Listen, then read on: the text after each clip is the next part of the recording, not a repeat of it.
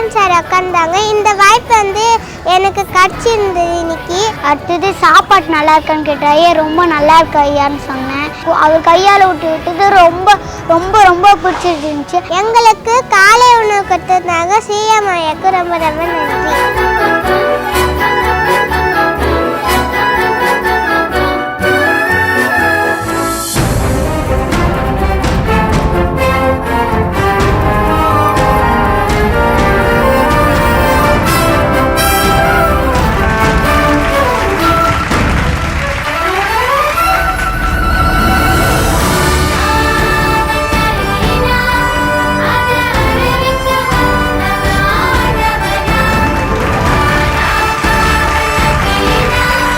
ஏழை எளிய மாணவர்களுக்கு உணவு அளிக்கிறது மூலமா குழந்தைகளை நலமான வளமான அறிவுமிக்க சமூகமாக வளர்த்திருக்கிறோம்.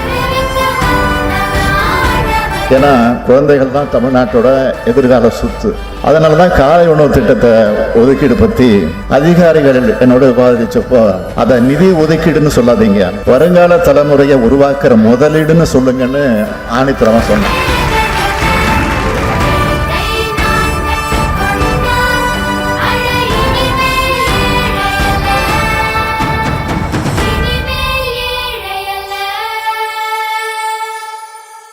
நான்